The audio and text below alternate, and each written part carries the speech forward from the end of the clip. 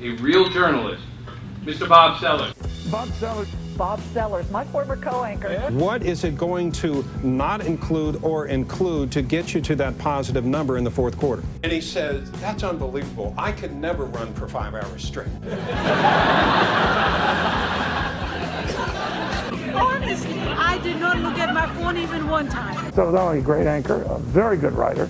Bob Sellers is an author, an Emmy Award-winning journalist who has covered the Iraq War, national and local elections, as well as Wall Street up close. Enron posted a 30% jump in second quarter profits. What you do is create a vision of what you want to be and then live into that picture as if it were already true.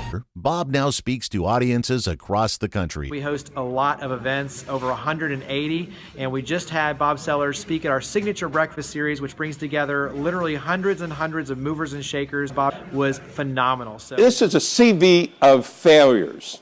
He put out all the things that went wrong in his career. Degree programs I did not get into. Academic positions and fellowships I did not get. Awards and scholarships I did not get.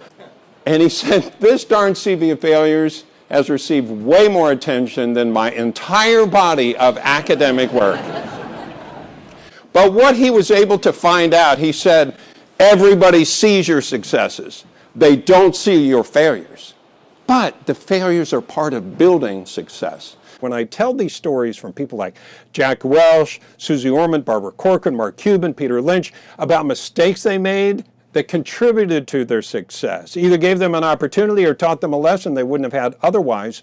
And the great thing about it, not only are they great stories, and they are, but also the audience looks at this and they say, you know, these people are extremely successful. They made mistakes.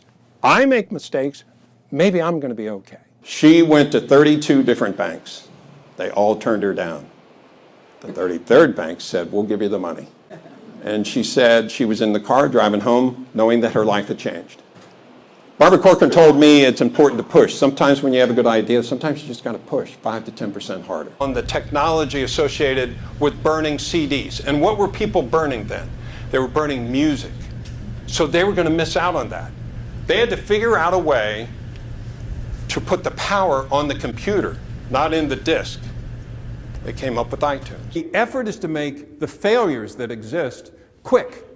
They want you to fail with $10,000, not $10 million. Engaging, he was on topic. At the end of the day, as we looked around the room and watched, you could see the eyes being riveted by the stories he was telling. But I can't say enough about the great job Bob did of connecting the dots and making the concepts be practical so we could all walk away with some good takeaways. But failure and the right attitude go together if you really want to get something out of them. He said, failures are interesting. He said, my days are full of failure. If you welcome them and understand them and watch them, that's what gives you the idea to change it or improve it.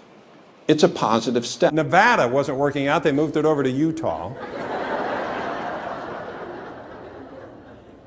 Now this is just... Now, obviously this is nothing against this gentleman. And it happened to this guy too. His co-anchor's thinking, I think we got him. But you've never heard of him. But that's success in my book. You might know who Jack Welch is, but I think our country is full of people like this. And I think that's what makes our country special. To you, happy birthday, dear son. We're not singing. Happy birthday to you. Thank you everyone for coming. Have a great rest of your week. Bob Sellers, not only a great anchor, a very good writer, and this is getting a lot of buzz. Thank you, Bob. Good seeing you.